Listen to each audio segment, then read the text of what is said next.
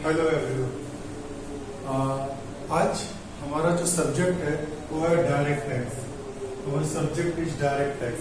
What is direct tax and what is the rules, regulation, what are the workings, what is included, what is excluded in direct tax, we have to be study.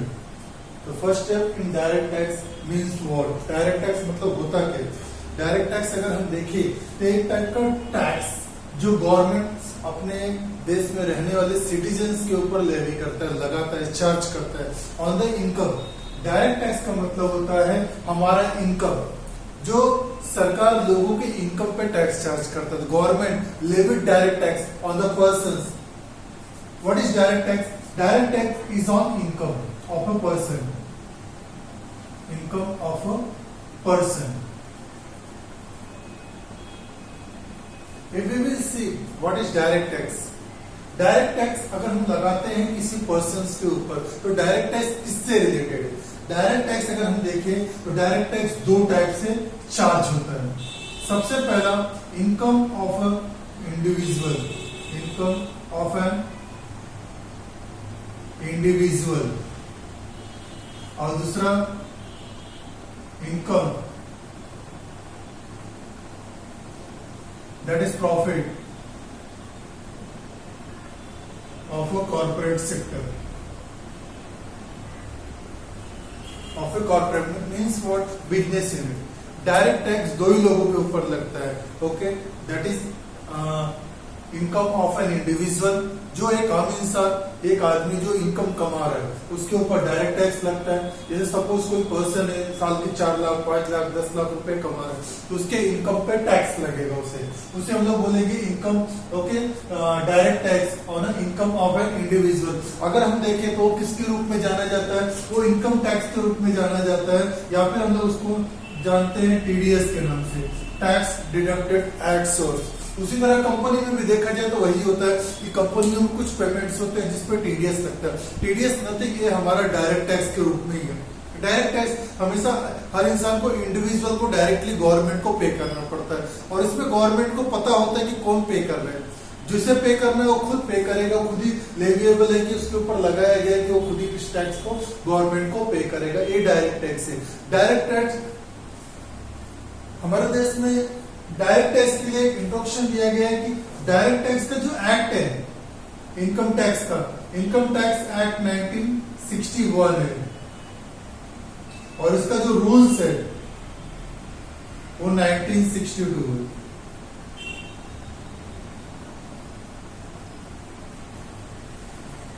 Income tax act Bharat में बना था 1961 में, और उसका जो rules है 1962, और इसमें जो सेक्शंस है जो स्टडी करना है, सेक्शन 1 to 80 सेक्शंस है। इसमें 1 to 80 सेक्शंस है, जिसके अंदर हमें ये पढ़ना है कि डायरेक्ट टैक्सेस में टोटल क्या क्या कैटेगरीज है, क्या क्या है, क्या क्या स्कीम्स है, क्या क्या सेक्शंस है, और डायरेक्ट टैक्स किसके ऊपर लगता है, कौन से इनकम के ऊपर लगता है, किस पर्सन को टैक्स पे करना है, इसमें क्या रूल्स रेगुलेशन, क्या डायरेक्ट टैक्स देखा जाए केवल भारत के अंदर है, it is with in India, और आउटसाइड इंडिया भी एप्लीकेबल है। ये सारी चीजें हमें डायरेक्ट टैक्स में देखना है। डायरेक्ट टैक्स देखा जाए तो एक तरह का ऐसा इनकम जो लोगों के इनकम पे लगता है, डायरेक्ट टैक्स, और एक होता है इनडायरेक्ट टैक्स। इनडायरेक्ट टैक्स वो डायरेक्टली किसी पर्सन को नहीं पे करना पड़ता है, that is in the form of the indirect it means जैसे हम लोग कोई सेल्स देखते हैं, सेल्स की एक्टिविटीज में क्या होता है, गुड्स है उसके ऊपर टैक्स लग रहे हैं, सर्विसेज है उनके ऊपर टैक्स लग रहे हैं। इसके ऊपर अलग अलग रूलिंग से अलग अलग टाइप के टैक्सेस होते हैं। जो क्या होता है कि जो सेलर होता है ये बायर से कलेक्ट करता है और गवर्नमेंट को पे करता है। जब भी कोई ट्रांजेक्शन होता है उस ट्रांजेक्शन के ऊपर टैक्सेस लगाए जाते हैं जो इनडायरेक्ट टैक्स के रूप में आता है। जैसे हम लोग देख सकते हैं जीएसटी, पहले बहुत सारे टैक्सेस होते थे, एक्साइज टैक्स था, सेल्स टैक्स था, जिसको हम लोग टीसीएस के नाम से जान सकते हैं, सॉरी सीएसटी के नाम से जान सकते हैं, ओके। सेंट्रल सेल्स टैक्स के रूप में जो था टीसीएस था, tax collected at source. TCS आज भी है जो scrap, timber obtained under forest product, alcoholic liquor, parking lot, toll plaza, इन सब एप्लीकेबल्स होते हैं, वो है इनडायरेक्ट टैक्सेस। जीएसटी है, वैट था, वैल्यू एडेड टैक्स, जो कहीं कहीं पे परचेज टैक्स है, एंट्री टैक्स थे, ऑक्ट्रॉय थे, ये सारे इनडायरेक्ट टैक्सेस थे। लेकिन 1 जुलाई with effect from 1 July 2017 government ने ओल्ड टैक्स रिजिम को, इनडायरेक्ट टैक्स सेक्शन को चेंज कर दिया और उसके जगह पे सरकार ने वहां पे क्या किया, इंट्रोड्यूस किया new tax, that is the GST, goods and services tax. इसको लेके आने के बाद क्या हुआ, all type of taxes are remove in many categories except something just like petroleum product, alcoholic liquor, इसके ऊपर आज भी जीएसटी नहीं, आज भी एक्साइज रूल में चल रहे, स्टेट एक्साइज या फिर सेंट्रल एक्साइज के रूप में वो चल रहे। लेकिन जो बाकी सारे इनडायरेक्ट टैक्सेस थे, क्योंकि जैसे एफबीटी तो 2009-10 में ही खत्म हो चुके थे, फ्रिंज बेनिफिट टैक्स, इसके अलावा एक्साइज, अदर टैक्सेस, ये सारे टैक्सेस रिमूव हो चुके हैं। उसके जगह पे, सबके जगह पे जीएसटी को लॉन्च कर दिया गया with different tax category for the different types of product and there are the some exemptions, some composition schemes in that. लेकिन beside that is other things is what direct taxes. Direct taxes में कोई transactions में नहीं है, ये आपके income पे है। आप जितना भी इनकम कमाएंगे उसके लिए सरकार ने अलग अलग कैटेगरीज, अलग अलग रूलिंग, अलग अलग टाइप के पर्संस को अलग अलग स्लॉट में लेवी किया है टैक्सेस को। कि अगर एक नॉर्मल इंडिविजुअल्स है, यंग इंडिविजुअल्स है, जल्दी देखा जाए हम लोग 18 एज से लेके 60 एज के आसपास है, इनके बीच में जो लोग हैं उनके लिए अलग टैक्स स्लैब है। और इसके ऊपर हम जाए सीनियर सिटीजन, उनको कुछ थोड़ा बहुत रिलीफ दिया गया है। उसके बाद सुपर सीनियर सिटीजन जो 80 इयर्स एंड अबव है, उनके लिए अलग टाइप के कुछ टैक्स रेट है। इसके अलावा गवर्नमेंट ने जो लोअर इनकम ग्रुप है, डायरेक्ट टैक्स के अंदर जो आप इनकम कमा रहे हो उसके ऊपर टैक्स लगता है। तो जो लोअर इनकम ग्रुप है अप टू 5 लाख, उसमें देखा जाए तो सरकार ने कुछ रिबेट्स भी दिए जो अंडर सेक्शन 87, 80 अंडर में आते हैं, जिसको हम लोग रिबेट बोलते हैं, टैक्स रिबेट के रूप में जाना जाता है। कि 5 लाख रुपए तक अगर कोई इनकम कमाता है तो उसे किसी भी टाइप का टैक्स नहीं लगेगा। ये सरकार ने वहां पर क्या किया, मेंशन किया। ये बहुत अच्छी चीज है कि डायरेक्ट टैक्सेस देखा जाए तो डायरेक्ट टैक्सेस जैसे बोल नहीं सकते कि हम कि किसी का भी इनकम हो, ओके, कोई भी इनकम कमा रहा है हम डायरेक्टली उसके ऊपर इतना है इतना। There are some sections, some provision, some relief in that. कि ऐसा नहीं कि सरकार ने बोल दिया if you are earning more than above 2 lakh you have to be pay tax on the income on above 2 lakh, or the corporate sector you have earned the profit and you have to be pay taxes on that. The individuals have given the more benefit in according to the chapter 6A. There are many sections, 80C, 80CC, okay, 80D, 80U, 80D, double D. In that many sections are there जो आपको relief देते हैं। कि आपने जरूरी नहीं 5 lakh government ये सब देता है, तो आज डायरेक्ट टैक्स में देखा जाए तो रियलिटी में 2 अलग हो चुके हैं। एक ओल्ड रिजिम रखा गया, एक न्यू रिजिम। ओल्ड रिजिम को बहुत सारे बेनिफिट जो पुराने लेते थे, टोटल ग्रॉस टोटल इनकम आने वाले चैप्टर 6 में डिडक्शन देते थे, वो भी अलाउड है उनको। और जो न्यू टैक्स रिजिम है, इनको जो आप अलग से कुछ इन्वेस्टमेंट ये सब कर रहे हो उसमें कोई बेनिफिट से नहीं दिया गया। आपको लमसम 7 लाख रुपीज तक आपको टैक्स रिलीफ दे दिया कि वहां तक की इनकम पे आपको कोई टैक्स नहीं, सॉरी वहां तक की इनकम पे आपको कोई टैक्स नहीं। उसके एबव अगर आप कमाते तो उसके लिए आपको क्या करना पड़ेगा, टैक्स पे करना। वो तो सरकार ने अलग अलग रूलिंग्स है, लेकिन इसके बारे में नॉलेज भी होना चाहिए कि डायरेक्ट टैक्स है क्या।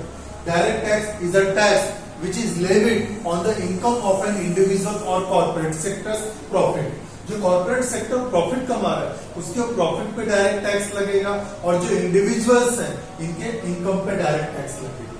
ओके, इसी को हम लोग डायरेक्ट टैक्स बोलते हैं। डायरेक्ट टैक्स अगर देखे जाए तो हमारे देश में एक्ट कब बना, वो 1961 का एक्ट बना। What is the rules of indirect tax, sorry income tax. Income tax का डायरेक्ट रूल क्या है, 1962 में रूल्स बनाए गए, जिसके अंदर अगर हम लोग देखें तो स्कोप ऑफ स्टडीज के हिसाब से देखें तो उसमें कितने सेक्शंस है, 1 to 80 सेक्शंस है, जो डिफरेंट कैटेगरीज को क्या करता है, मैच करता है, सॉरी उसको एक्सप्लेन करता है, जिसमें अलग अलग रूल्स, रेगुलेशन, ये सारी चीज बनी गई है। सेक्शन 2 की बात करें तो section 2, what is 2? 2 means what, 2 persons, and when the 2 persons are meet they introduce each other। तो सेक्शन 2 में सबके लिए क्या रखा गया, डिफाइन किया गया कि कौन क्या है, what is income tax, what is income, what is persons, okay, which tax is levied, in which country, what is the rules, what is the regulation, what is the tax assessment here, what is the tax, what is the income earned here, everything they have to be explained in that direct tax। तो direct tax में हम लोग income tax act हमारा क्या हो जाएगा 1961, हमारा rules कभी का इनकम टैक्स एक्ट रूल्स क्या है हमारा 1962 का। इसमें अगर स्कोप ऑफ स्टडी के हिसाब से देखिए हम लोग, इसमें how many sections are there, there are total 80 section from 1 to 80 section, okay, which we have to be learn.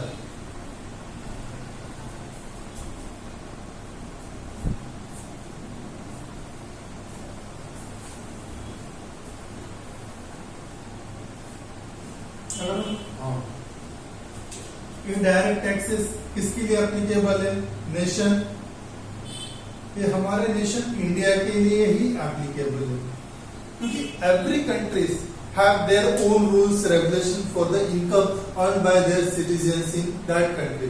जो गवर्नमेंट का एक सोर्स ऑफ रेवेन्यू अगर हम देखें तो डायरेक्ट टैक्स है और इनडायरेक्ट टैक्स है। अगर हम लोग 1994 तक बात करें, ईयर 1994 तक, तो गवर्नमेंट का अगर हम लोग मेजर इनकम देखें तो डायरेक्ट टैक्स के थ्रू जाता था, इनडायरेक्ट टैक्स के थ्रू जो डिफाइन एक्साइज गुड्स इन सब पे था वही थे सारे ट्रांजेक्शन। लेकिन अगर आज हम किसी कैटेगरीज को देखते हैं जो टैक्सेस के रूप में है, तो गवर्नमेंट ने 1994 में स्पेशल एक्ट ऑफ पार्लियामेंट में एक नया टैक्स लेके आया था जिसको बोलते हैं service tax act.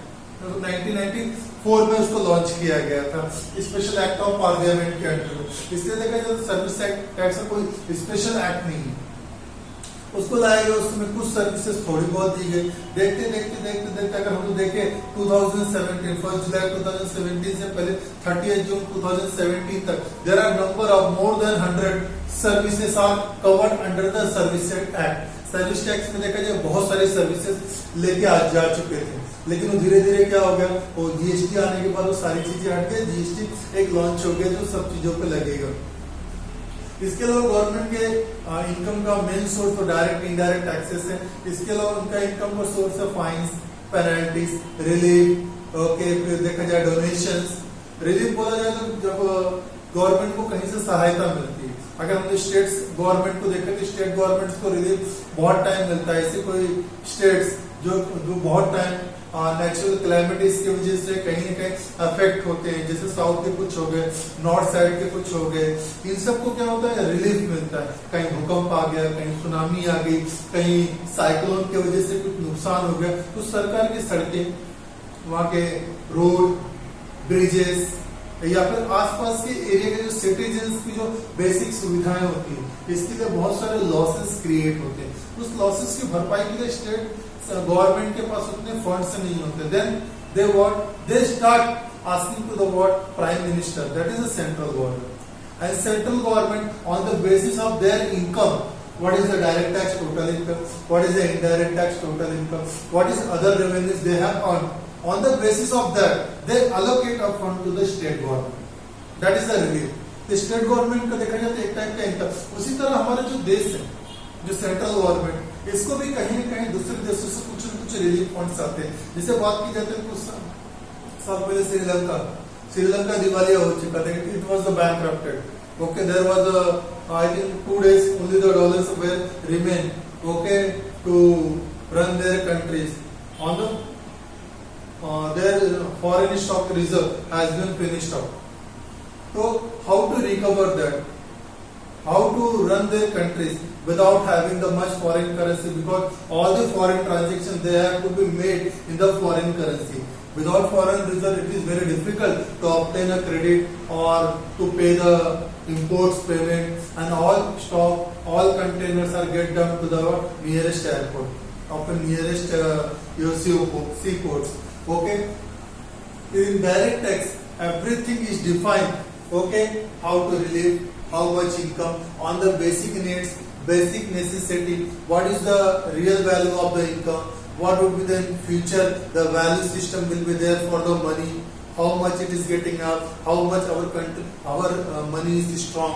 On the basis of that, direct tax has been ruled here. Okay, so India's direct tax is different, another country's direct tax is different. Then we will see what is covered in that. So first thing is that direct tax. What is the year in which a person has earned the income? जो कि that is called as the previous year और financial year और previous year. It is called as financial year और previous year is the year in which a person have earned income। जिस साल में आप income कमाते हो उसे ही हम प्रीवियस ईयर या फिर फाइनेंशियल ईयर के रूप में जानेंगे। अब second thing is that what is the assessment year, in which year the income of the person is will be what finalized, calculated or it will be assessed, that is the assessment year। Next to the financial year is the what assessment year, next is the assessment year। If suppose financial year is 2022-23, it means what 1st April 2022 to 31st March 2023, it is our financial year। And what would be the assessment year next year to the what okay preceding financial year।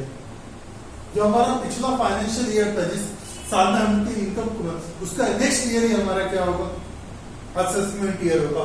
वो कभी से होगा 1st अप्रैल 2023 से 31st मार्च 2024। और हमारे देश में कैसा है कि जो इनकम टैक्स फाइलिंग है, हमारा इनकम टैक्स जो फाइलिंग है हमको रिटर्न कब तक फाइल करना है, तो रिटर्न फाइल करने के लिए हमारा जो डेट है इंडिविजुअल्स के लिए 31st जुलाई,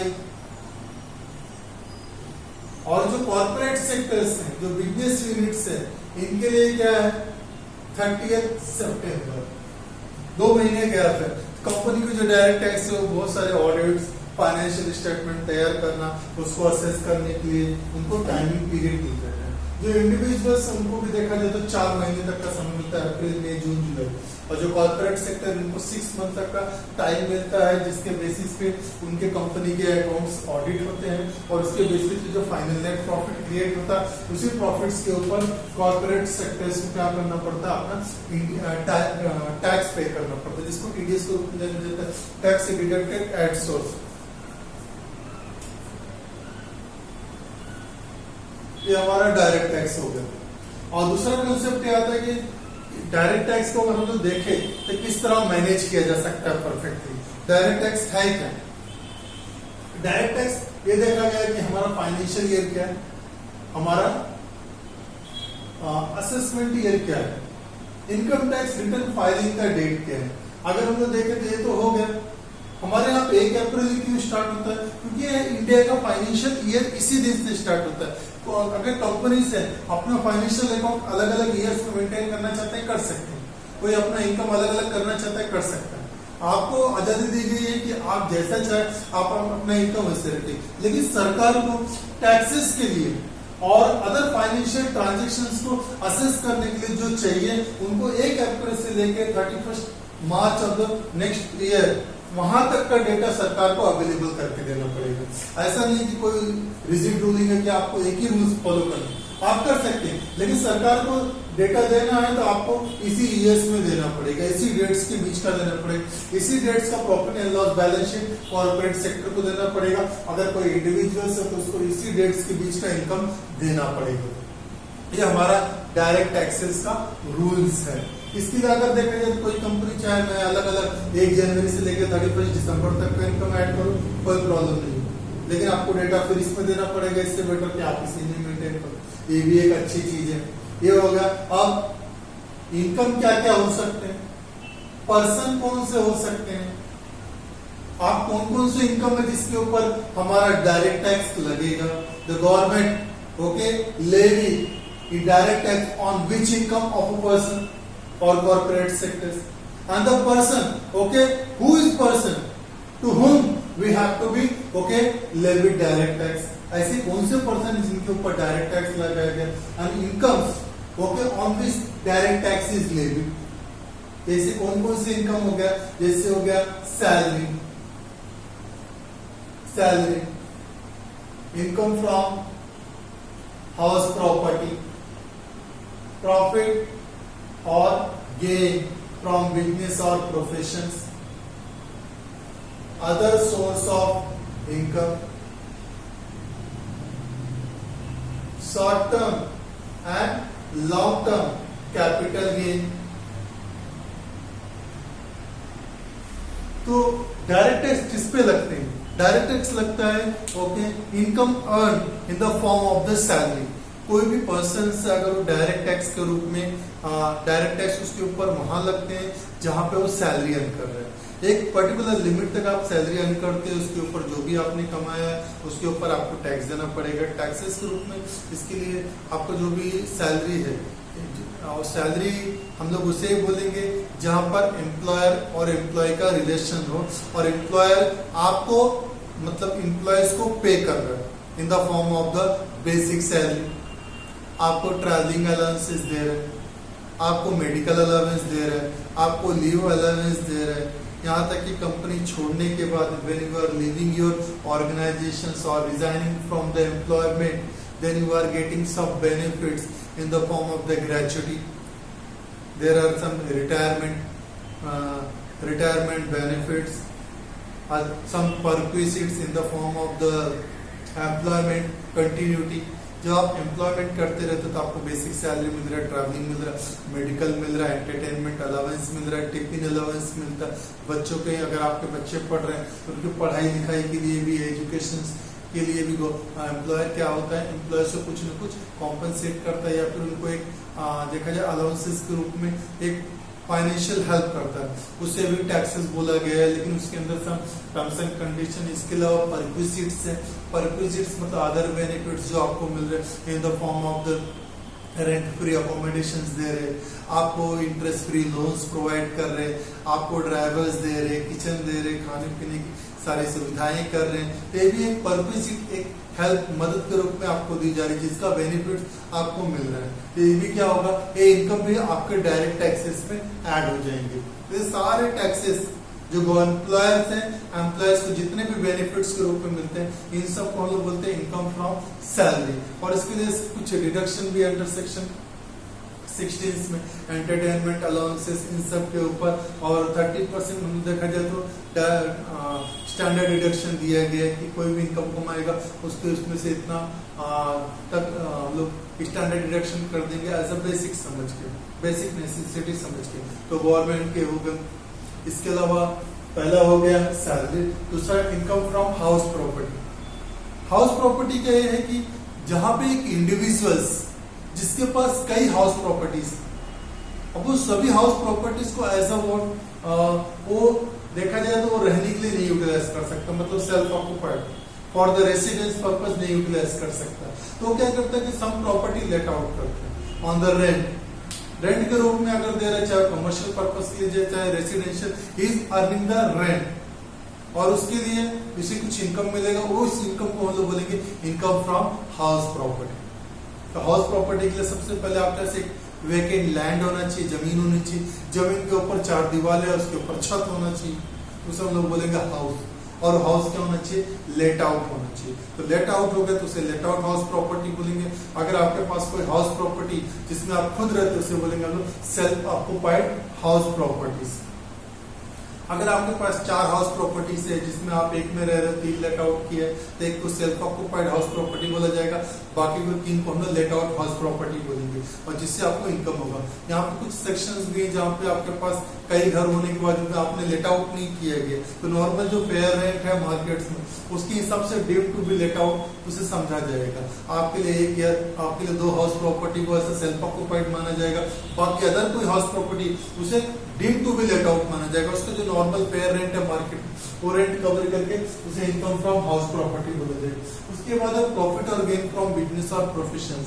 पर्संस जो इंडिविजुअल्स हैं ये केवल एम्प्लॉयमेंट नहीं करते या फिर इनके पास कोई एक्सेस प्रॉपर्टी हाउस प्रॉपर्टी उसे लेट आउट करके केवल इनकम नहीं कमाते, इसके अलावा इंडिविजुअल बिजनेस भी करते हैं। अगर कोई अच्छा प्रोफेशनल स्किल्स है जिसके पास जिन्होंने प्रोफेशनल डिग्री हायर किया फ्रॉम रिकॉग्नाइज्ड यूनिवर्सिटी से वो अपना प्रोफेशंस करते हैं। अगर कोई बिजनेस कर रहा है, business there are multiple thousands or lakhs types of business, someone doing the small business or large business, everything is covered in the same category, that is a business, he is doing the business. And some are who is skilled, who is the knowledgeable person, has gained the access knowledge, advanced knowledge, well valuable knowledge from the recognized university, That is what? That is profession. For example, lawyer, doctor, teacher, they are the professionals and they have hired themselves. Even though you know the guide who guide everyone, the speakers, okay, then news anchors, they are the professionals who is giving their service to someone and charging the fees. If you are doing the business, then you will earn the profit, gain. If you are doing the business, you will earn the fees, and the fees is not your total income. To earn the fees, okay, for example in business, if you want to earn some profit, we have to be spent to some amount. The sale amount is not an income. Our income is profit. Sale is what? It is the transaction value. It is the exchange value. But that particular sale is made with the help of many expenditure. That expenditure have to be deducted from sale amount. And what is the net value will be released to us? That is the net profit. On that net profit we have to be paid direct tax. In professions are performed with our knowledge, specialization which we have gained. And the professional, not a word, it is to be performed with the acquired knowledge, and there will be proof that you have gained a knowledge and you are professional. How that possible, and how to prove that I am the professional? You have learned that professional skills or knowledge or advanced knowledge from the recognized university, and you must have the word certification for that.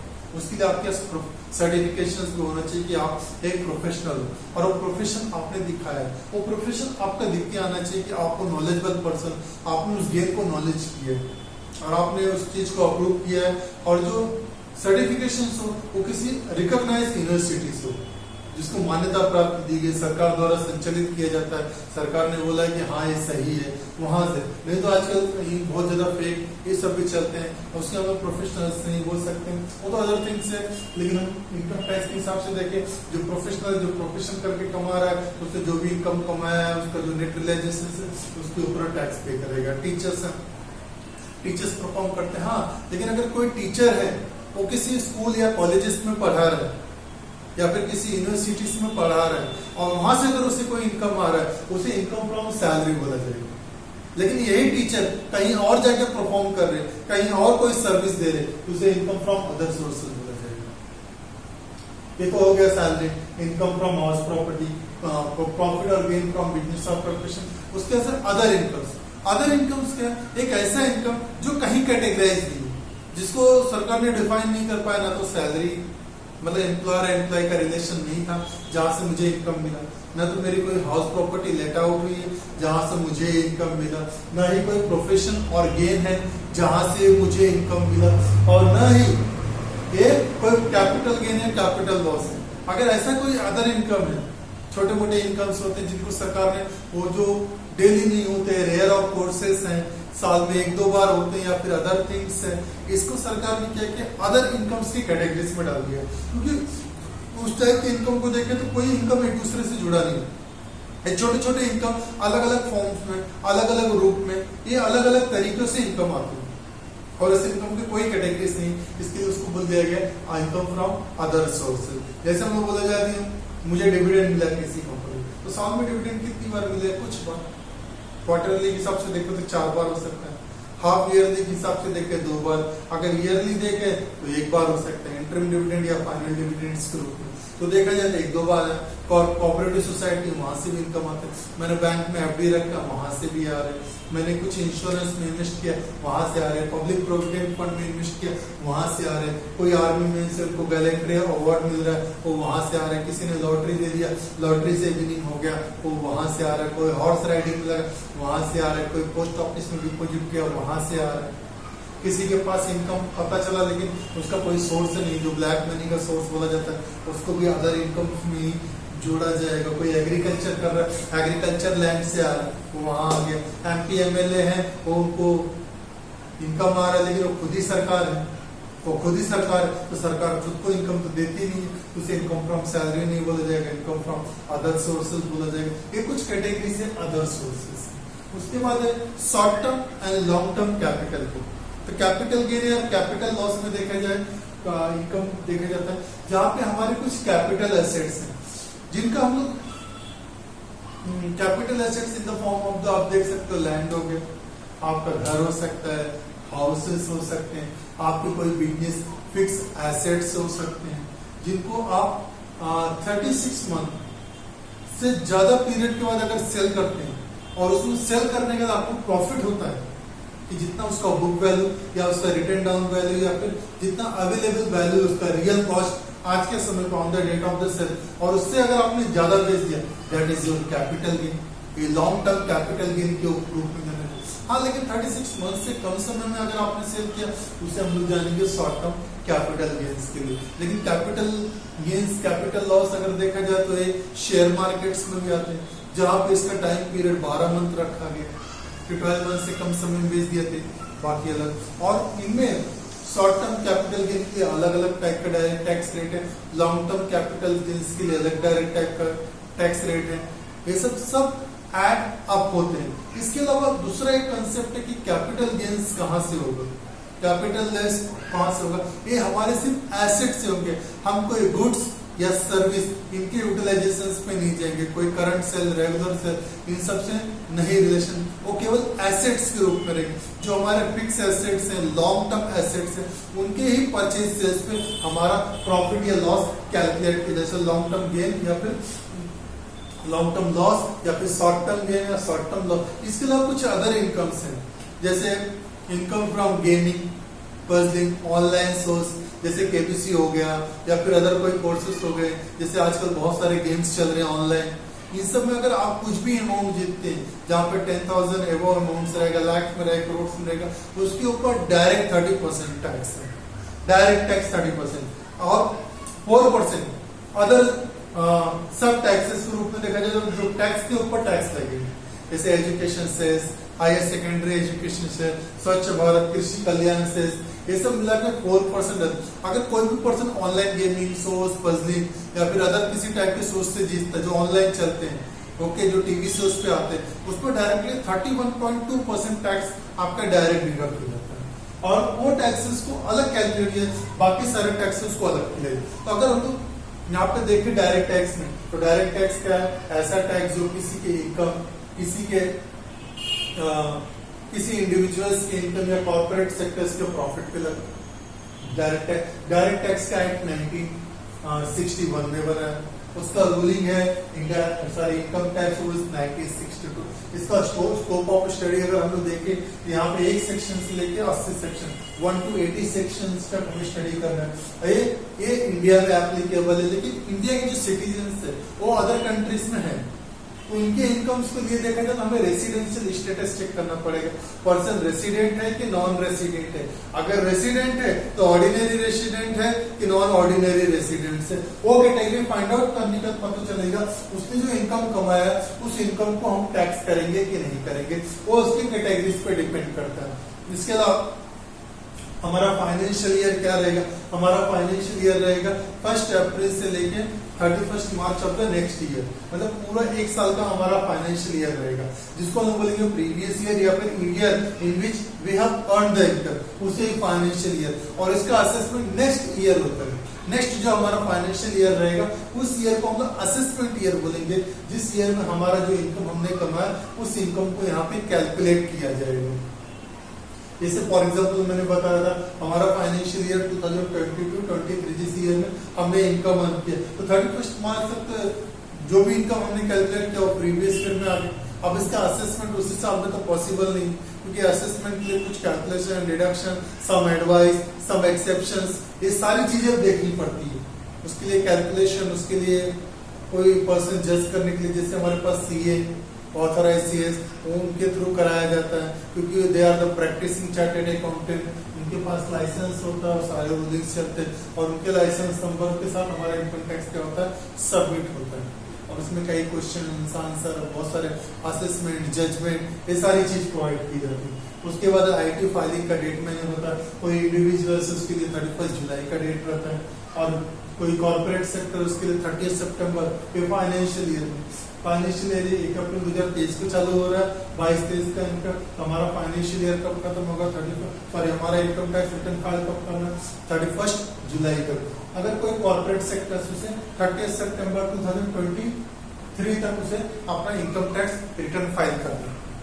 ये तो ये होता है। उसके बाद income क्या क्या है जिसके ऊपर सरकार ने टैक्सेस लगाया, वो है income from salary, income from house property, profit और गेन फ्रॉम बिजनेस और profession, other source of income and capital gain और capital loss in the form of the short term capital gain and long term capital gain, short term capital loss and long term capital loss के रूप में जा रहे हैं। अब देखिए जो पर्सन कौन से हैं जिनके ऊपर टैक्सेस सरकार लगा रही है, ऐसे कौन से पर्सन जिसके ऊपर डायरेक्ट टैक्स लेवी किया जाता है, जिसके ऊपर डायरेक्ट टैक्स क्या होगा, लेवी किए जाए, ऐसे कौन से इंडिविजुअल्स हैं, तो देखा जाए तो इंडिविजुअल्स हैं, रेसिडेंस,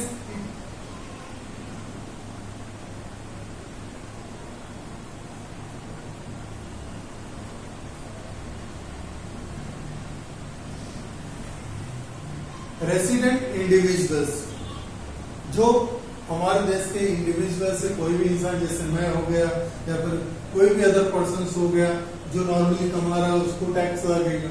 उसके जैसे इंडिविजुअल्स, उसके पास क्या क्या इनकम हो सकता है, उसका सैलरी इनकम हो सकता है, उसके बाद इनकम फ्रॉम हाउस प्रॉपर्टी हो सकता है, अदर सोर्स ऑफ इनकम हो सकता है, और शॉर्ट टर्म कैपिटल गेन या शॉर्ट टर्म कैपिटल लॉस या long term capital gain, long term capital loss के रूप में उसके पास यहाँ से कुछ न कुछ इनकम आ सकता है। बिजनेस और प्रोफेशन से नहीं आएगा किसी इंडिविजुअल्स के पास, अगर देखा जाए अगर बिजनेस फॉर्म में नहीं है, क्या अगर बिजनेस फॉर्म में तो हो सकता है।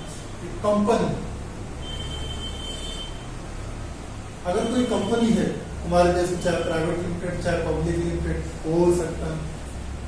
पार्टनरशिप फॉर्म, कोई पार्टनरशिप फॉर्म है, या फिर हिंदू अनडिवाइडेड फैमिली, ऐसी कोई हिंदू फैमिली जो भारत में एक टाइप का अलग बिजनेस चलता है, जहाँ पे हिंदू अनडिवाइडेड फैमिली बोला गया है, उसको एक बिजनेस करता है जिसको मतलब, या फिर उसको आप बोल सकते हैं ज्वाइंट हिंदू फैमिली बिजनेस, जहाँ पे एक फैमिली में लोग मिलकर एक बिजनेस को रन करते हैं। वो ये एक अलग एक form of the distinct form of the business sector जो कि भारत में चलता है। It is runs only in India, not in other countries. That is the Hindu undivided family of joint Hindu family. इसके थ्रू इनकम कमाया तो टैक्सेस है। इसके अलावा कोऑपरेटिव है, कोऑपरेटिव सोसाइटी, कोऑपरेटिव सोसाइटी से जो इनकम अर्न किया गया है उसको लोग कोऑपरेटिव सोसाइटी से इनकम बोल सकते हैं।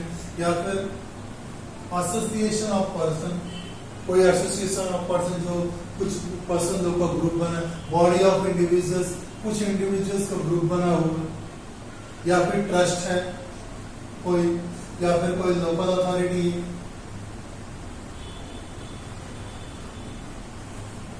इन सब में सरकार ने क्या किया, इन सभी लोगों के ऊपर डायरेक्ट टैक्स लेवी किया गया। इन सब के ऊपर डायरेक्ट टैक्स लगा। कोई इंडिविजुअल हो सकता है, कोई कंपनी हो सकती है, कोई पार्टनरशिप फर्म हो सकता है, कोई एचयूएफ हो सकता है, कोई कोऑपरेटिव सोसाइटी हो सकती है, कोई एसोसिएशन ऑफ पर्सन, कोई बॉडी ऑफ इंडिविजुअल, कोई ट्रस्ट, कोई लोकल अथॉरिटी। इंडिविजुअल्स में बोला जाता है इंडिविजुअल दो टाइप के, resident and non resident. Resident जो भारत के रहने वाले हैं, जिनमें रेसिडेंट ऑर्डिनरी रेसिडेंट की कैटेगरी, जो नॉन रेसिडेंट है जो भारत के बाहर की सिटीजनशिप हो गया। कंपनी है तो कंपनी रेसिडेंट है और नॉन रेसिडेंट। नॉन रेसिडेंट मतलब जो फॉरेन कंट्री से भारत में कोई ना कोई ट्रांजेक्शन कर रही है, कोई ना कोई इनकम कमा रही, वो पार्टनरशिप फर्म, एचयूएफ। ओके, ये सब क्या हो गया, ये लेवी ऑफ पर्संस जिनके ऊपर हम टैक्सेस लगाएंगे। Levy of persons, incomes, levy of person, financial year, IT filing date, ये कुछ डेट्स हैं जिनको हम लोगों ने कंसिडर किए हैं।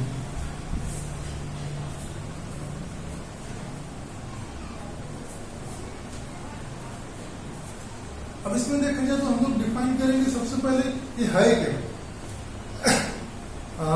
इनकम को अगर देखा जाए तो इनकम ये पर्सन्स पर, लेकिन इन पर्सन्स में इनकम कौन सा इनकम है जो फाइनेंशियल ईयर में असेस किया जाएगा, कैलकुलेट किया जाएगा। इनको इंक्लूड करना है, जिसको ऐसा कोई भी इनकम जो 1 अप्रैल से लेकर 31 मार्च तक इनकम हमने अर्न किया या फिर it is due but not received, वो सभी के सभी यहाँ होंगे। कुछ इनकम्स को कैटेगराइज किया गया है कि कुछ इनकम ऐसे हैं जो फाइनेंशियल में ड्यू है लेकिन आपको मिले नहीं तो उसे नहीं करना। कुछ इनकम इस फॉर्म में बनाए गए, अगर आपको मिलता है if you have received then it is taxable and some incomes are that which due but not received but still you have to be what considered as a what income received. For example, if 31st March salary, 31st March salary we will receive in the next month by the 1st or 10th or 15th in India, everywhere or in India or other countries, everywhere many in organizations if we will see कि अगर कोई income अगर हम लोग देखते हैं income क्या है कैसा है वो हम लोग कंसीडर कर सकते हैं। अगर किसी पर्सन ने कोई भी इनकम कमाया है वो कौन से फाइनेंशियल ईयर में कमाया, कहाँ कमाया, कैसे कमाया, उन सारी चीजों को यहाँ पे कंसीडरेशंस में लाया। जैसे फॉर एग्जांपल जो मैंने बताया अभी जिसे मार्च महीने का सैलरी है 31 मार्च इन इंडिया और अदर कंट्रीज मेरी बिजनेस ऑर्गेनाइजेशन बहुत सारे ऐसे सेक्टर्स हैं जो क्या होते हैं सैलरी कभी भी सेम डेज में नहीं दे पाते। कुछ एमएनसीज कंपनी जो रात के 12 बजे के बाद सीधा सैलरी लोगों के खाते में डायरेक्टली उनके अकाउंट्स में ट्रांसफर कर देती है, मतलब salary credited to the persons bank account, मतलब उनके हिसाब से डेबिट हो गया, मतलब सैलरी आ गई। लेकिन in India in many organization sectors you will see or learn the salaries get credited on 5, 10, 15 or the first day. Income is due on 31st March but received on 1st. If suppose 31st March salary we received on 1st April 2023, it means here. Then वो income यहाँ calculate होगा, that income will be calculated here, no. That was due in March, then we have to. For example, bonus. Bonus is received once in a year or twice in a year, whatever the rules companies are using. But as per the government rules, that is given once in a year. ये देखा जाए तो bonus कब मिलता है, कोई भी कुछ कंपनी दिवाली में देती है, it is paid specially on Diwali 90% or 99% everyone in India get the bonus on Diwali. And what is that? If it is due on 31st March 2023 but you are going to receive on Diwali 2023, it means September, October, November, when it will be October or November, these 2 months are considered as Diwali period. But our financial year will be closed on, return filing will be done on 30th September. Before that we are not going to receive. Bonus is taxable only if we have received. It is due on 31st March. For financial year 2023, we are receiving the bonus in the 23-24 at the month of October or November. But it is taxable when we will receive. But income, other incomes, where it is due, whether we have received or not, that is not considered. It is on the basis of due. It means, for example, on 31st March I have to work for the month of March. It is due on 31st March, then it is being taxable in the month of March. It means what? That will be considered in the financial year. Okay, 20-23. Another thing is here, the income is earned but not received. So there are 2 categories as per the government rules, section and rules. It is clearly specified for the taxable period or taxable amount where we have to be taxed and where we have not to be taxed. Okay, and rates. In direct tax, what rate to be charged? There are the rates in the income of the persons. In some incomes they have given the relief up to some exemption amount. Exemption amount is given there, okay, up to that much amount there is a no tax. And after that some other categories where we are income earning but not reaching that much point, then what, there is again relief that we have to be released that amount. But specified amount is 5 lakh. Up to 2.5 lakh there is a no tax. And from 2,50,001 rupees to 5 lakh there is a 5% tax rate. But if any person's income is below 5 lakh, more than 250 lakh, but below 5 lakh, then there is a rebate under section 87A, that there will be the total amount get what? Okay, waived off. Okay, under the rebate section 87A, there will be no tax up to the 5 lakh. But if we are earning the more than above 5 lakh, suppose I have on the my taxable amount is 5 lakh 50,000, then there will be relief of 2 lakh 50, and 2 lakh 50 to 5 lakh, that is 2 lakh 50 on that 5 lakh, 5%, that is a 12,500 tax, and more than 5 lakh, 5 lakh to 8 lakh, that is a 10%. Okay, that we have on the 5 lakh to 5 lakh 50, that is 50,000 into 10%, that is 5,000. 5,000 that amount and 12,500. Total my tax rate is 70,500, and there will be no rebate of section 87A in that, because rebate is given only to the person who is earning the under 5, more than 2 lakh 50 but less than 5 lakh, or up to the 5 lakhs. Rebate is given only to them, not to other person. Who is liable to pay? The persons. What income charge? This one. Financial year, assessment year, IT filing return date, rulings, sections, levied in Indian and individual residents and non-residents. What is the previous year? We have learned. What is the assessment year? That also has been learned. Who is the persons? Already we have learned. What are the incomes? Incomes are, there are many incomes. Salary, income from other source of income, capital gain and capital loss. Beside of that, if any income whose source of income is unknown, are the persons, individuals, corporate sectors unable to define that income, or they are not disclosing, that is known as the income from other sources. Under the category income from other, that is to be black money, smuggling, illegal incomes, that is to be considered. Assessment here we have to learn. Who is the assessee? Assessee will be the persons. Now concept is that who is liable to pay tax?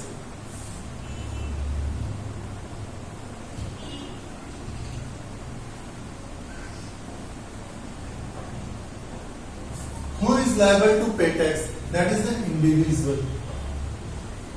That is assessee.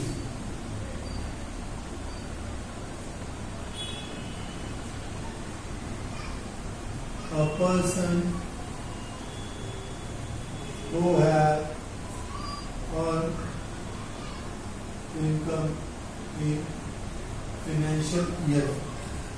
A person who have earned income in financial year.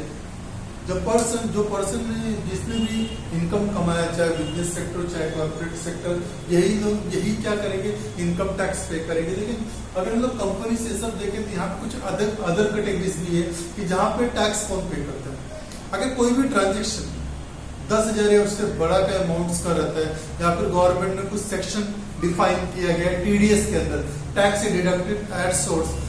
इसमें क्या होता है, जो corporate sectors है, while making the payment of their expenses to some other outside India, customer outside India, or other persons who is unknown, या फिर that person is not your employee, then the company corporate sector deduct some amount of percentage given by the government or the taxation department as per the rules. Then the business organization have to deduct that particular amount from the payment, and they have paid to the government, and they have to be issued periodically, that is a quarterly, so TDS certificate on the name of the what deducting. Who is the deducting? The person to whom we are making the payment. इसमें ऐसा है कि अगर कोई person से जो tax हम किसी, जैसे मैं किसी कॉर्पोरेट सेक्टर से हूँ, मैं कोई बिजनेस ऑर्गेनाइजेशन के सामने कोई ट्रांसपोर्टर्स है जिसका कुछ पेमेंट अमाउंट और हैवी अमाउंट है, और वो टीडीएस की कैटेगरी में फिट बैठ रहा है कि उसके पास उतने नंबर ऑफ व्हीकल्स है, उतना बड़ा बिजनेस है कि उसका टैक्स डिडक्ट करेंगे. जैसे सामने वाले को पेमेंट करना है 1 लाख रुपया, तो 1 लाख रुपया देने से पहले मैंने उसको 10,000 रुपया टैक्स से डिडक्ट कर लिया. तो सामने वाले का पेमेंट मुझे 10,000 करना था, मेरा एक्सपेंस है, मैंने उसे सिर्फ 90,000 दिया, उसका मैंने 10% टीडीएस काट लिया. टीडीएस क्या टैक्स, डिडक्टेड टैक्स, यही इनकम टैक्स है। और इस टैक्स को मैं किसको दे दूंगा? गवर्नमेंट को। किसके नाम पे? उस सामने वाले के नाम पे, उसका पैन नंबर या फिर उसका tan number, tax assessment number. ये मैं इनकम टैक्स रिटर्न फाइल करते समय, सॉरी टीडीएस क्वार्टरली फाइल करते समय मैं मेंशन करूंगा कि सामने जो फलाना फलाना पर्सन है जिसका ट्रांसपोर्टर नंबर है, ये उसका टैक्स असेसमेंट नंबर या फिर ये उसका पैन नंबर है जिसका मैंने टैक्स डिडक्ट किया और मैं आपको पे कर। और पर्टिकुलरली पीरियोडिकली क्वार्टरली बोला जाए तो क्वार्टरली मैं टीडीएस सर्टिफिकेट इश्यू करूंगा और टीडीएस सर्टिफिकेट मैं ट्रांसपोर्टर्स को दे दूंगा। क्योंकि कल को गवर्नमेंट क्या बोलेगा उस ट्रांसपोर्टर्स को कि आपने 1 लाख रुपए इस कंपनी से मिला था आपको, तो आप उसके ऊपर इनकम टैक्स भरी। फिर वो सर्टिफिकेट दिखा सकता है कि मैंने 10% टीडीएस उसने डिडक्ट किया और एक टीडीएस सर्टिफिकेट जो उसने भरा है।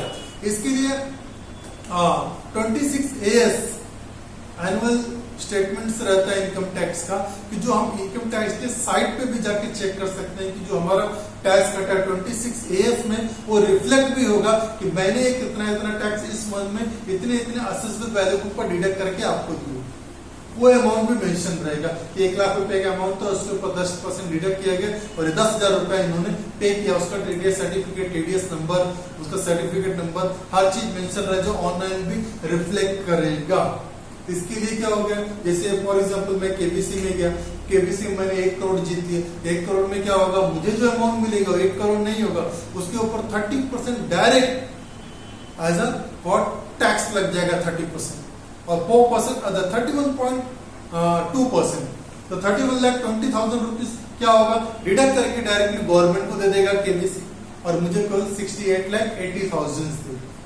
लेकिन सर मेरे पास एज ए इनकम अर्न कितना दिखाएगा, 1 करोड़। तो सरकार बोलेगा आपने 1 करोड़ कमाया, टैक्स भरी, तो उस समय जो केबीसी से टीडीएस सर्टिफिकेट मिला उस टीडीएस सर्टिफिकेट को एज ए दिखा दो। तो इसमें देखा जाए हु इज लायबल टू पे tax, the person who is earning the tax he is liable to pay। लेकिन some cases where we are not the employee, we are not other things, okay, देखा जाए कि हम लोग organisation के साथ में लंबे कोर्स ऑफ इनकम में नहीं, हमारा कोई बेनिफिट्स उस ऑर्गेनाइजेशन में नहीं रुका होगा, तो वहां पर हमें क्या करना पड़ेगा, हमें उस ऑर्गेनाइजेशन का टीडीएस डायरेक्ट डिडक्ट करके हमें गवर्नमेंट को पे करना पड़ेगा। फिर वो पर्सन जो है वो पर्सन क्लेम करेगा गवर्नमेंट के पास कि मेरा इतना इतना टैक्स है जो इन्होंने पे किया और मैं उस कैटेगरीज में नहीं आ रहा हूँ या फिर मेरा उतना इनकम नहीं हो रहा कि मैं टैक्स पे कर सकता हूँ, तो आप मुझे वो टैक्स रिफंड दीजिए। वो तो इनकम टैक्स रिटर्न फाइलिंग जब करते तो उनको बोलते, जैसे फॉर एग्जाम्पल मैं ट्रांसपोर्टर से मैं किसी बिजनेस के पास सर्विस दे रहा हूँ किसी बिजनेस को और मैंने साल भर सर्विस दिया, साल भर उन्होंने टीडीएस काटा अदर भी, लेकिन जो मेरा लास्ट में जो पूरा बिजनेस का जो नेट प्रॉफिट है वो मेरा प्रॉफिट कितना है, मान लो करीबन 8 लाख 10 लाख है, जिसके ऊपर टोटल टैक्स मुझे भरना पड़ रहा है 80,000 रुपए। मुझे 80,000 टैक्स भरना है, लेकिन जो सारी कंपनी ने पूरा टोटल टैक्स डिडक्ट किया वो 1.5 लाख रुपए की। और जब मैं अपना इनकम टैक्स रिटर्न फाइल करूंगा किसी सीए के पास जाके फाइनलाइज करके मैंने अपना रिटर्न फाइलिंग कर दिया, रिटर्न फाइलिंग मेरा टैक्स अमाउंट कितना दिख रहा है 80,000, लेकिन गवर्नमेंट को ही दिखेगा कि मेरे नाम पे ऑलरेडी 1.5 लाख का टीडीएस डिडक्ट मतलब डायरेक्ट टैक्स डिडक्ट करके गवर्नमेंट को दे दिया गया बाकी बिजनेस के द्वारा। तो उस समय क्या होगा, पूरा कैलकुलेशन किया जाएगा और बचा हुआ जो 80,000 के ऊपर जो डिडक्ट किया गया 70,000 वो मुझे रिफंड भी आएगा। तो 2 अदर केसेस, अगर यही सारे इनकम वो लोग मुझे देते तो मैं अपना रिटर्न फाइल करते समय जब पे करता तो 70,000 रुपीज टैक्स आता, 80,000 टैक्स आता, मैं 80,000 गवर्नमेंट को दे देता। लेकिन बाकी सब लोगों ने as on the business government के रूल्स रेगुलेशन को फॉलो करते हुए उन्होंने मेरा टीडीएस डिडक्ट करके गवर्नमेंट को सबमिट किया मेरे टैन या फिर पैन नंबर के ऊपर, तो उसके बेसिस पे मुझे सारा डेटा मिल गया। ये है एक सिस्टम बनाया गया। इस सिस्टम के रूलिंग से तो हम चीजें क्या होती है, चारों चीजें एक सर्कल में रखी गई, लेकिन इस सर्कल में मिस होने के चांसेस 0% है। आज टेक्नोलॉजी एंड अदर थिंग्स के रूल्स के ऊपर एकदम परफेक्ट चल रहा है। ये सारा चीजें यहाँ पर एक बार फिर से रिवीजन देते हैं। डायरेक्ट टैक्स, डायरेक्ट टैक्स में हमें सबसे पहले क्या डायरेक्ट टैक्स के बारे में जानना है कि डायरेक्ट टैक्स है क्या, डायरेक्ट टैक्स क्या होता है। डायरेक्ट टैक्स वो टैक्स है which is levied on the income of a person. That persons are 2 types. One is individual, another is corporate sector. Individual, they are earning the income, जो income वो कमाते हैं उनकी इनकम पे tax लगता है, that is the individual income tax। और जो कॉर्पोरेट सेक्टर प्रॉफिट अर्न कर रहे हैं उनके प्रॉफिट पे जो टैक्स लगता है उसे भी हम लोग डायरेक्ट टैक्स से बोलते हैं। तो डायरेक्ट टैक्स में 2 लोग कवर होते हैं, एक इंडिविजुअल, दूसरा कॉर्पोरेट सेक्टर प्रॉफिट। उसके बाद इस इनकम डायरेक्ट टैक्स के लिए हमारा इनकम टैक्स रूल कब बना? इनकम टैक्स एक्ट हमारा 1961 और उसका रूल से इनकम टैक्स एक्ट रूल 1962। उसके लिए स्कोप ऑफ स्टडीज के रूप में अगर हम लोग देखें तो उसमें सेक्शंस कितने हैं? 1 से लेके 80 तक, 1 to 80 sections are there. In every section define other things. Okay, which concept we have to be accept in direct tax, on which concept explain that income is not considered under the income tax act. After that, the where it is applicable in India and the persons who reside in the India or others out the India depend upon their residential status. The financial year, assessment year, after that IT filing dates, incomes, what income should be covered under the direct tax, the persons to whom, okay, the government is levy the direct taxes, that is the income tax. That is individual, company, partnership firm, joint in the family business or Hindu undivided family business, cooperative sector, societies, association of person, body of individual, trust, local authority. These are the persons categories where the what tax is levied. And for the person to person, the rules are getting changed. Person to person, reliefs are getting the change. Person to person, the limits, the quotas, the limits of exemptions amount is different. Who is liable to pay tax? Normally in the form of the direct tax, the person who is earning the income, it is liable to pay tax. But in some cases, that is the corporate sector where they are making the payment, and TDS reduction is compulsory and it is what paid by the government.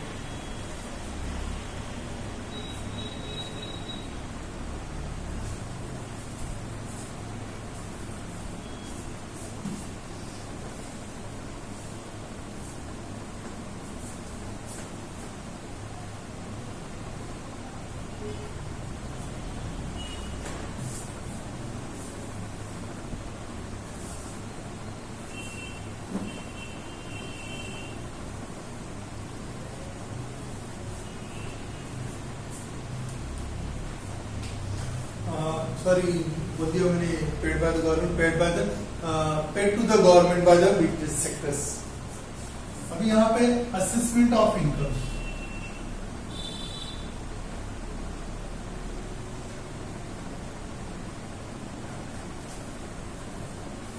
यहाँ पे है assessment of income. हमें कोई भी एक financial year को लेके हमें असेस करना है. सबसे पहले हम लोग यहाँ देखेंगे टोटल इनकम.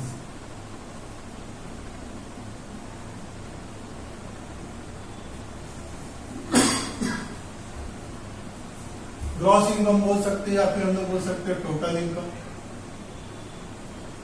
ग्रॉस या टोटल इनकम. जैसे इसमें है इनकम फ्रॉम सैलरी,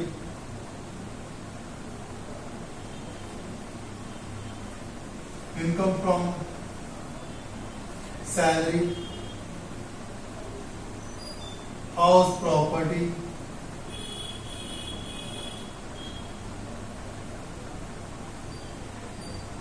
प्रॉफिट और गेन फ्रॉम बिजनेस और प्रोफेशन,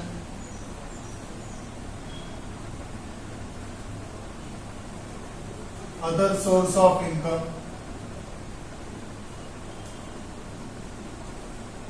कैपिटल गेन और loss,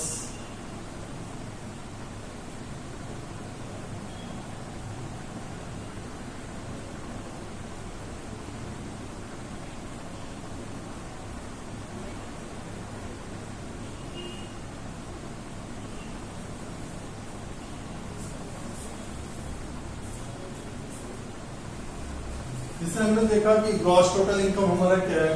income from salary, house property, profit और गेन और फ्रॉम बिजनेस और profession, other source of income and capital gain is capital. इसका जो टोटल आएगा उस टोटल को हम बोलेंगे gross total income. It is our gross total income.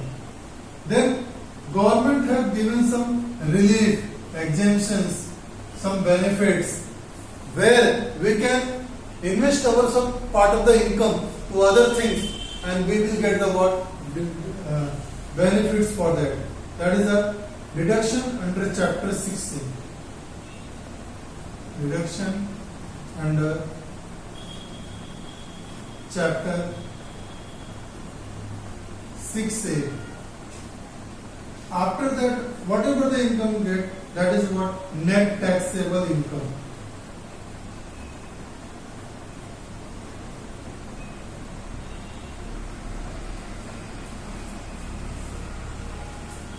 It is net taxable income. It is our the working. It is will be our statement. Next lecture we will see the heads of income. What is in syllabus? What is in our syllabus, and then we will start learning each and everything. Okay. So first we will learn the residential status. Residential status in the form of the resident or non-resident, ordinary or non-ordinary resident, then income from salary, income from house property, income from profit or gain, income from other sources, or income from capital gain or capital losses. After that deduction under the chapter 6, then we will learn the net taxable income or the taxable income. Thank you everyone.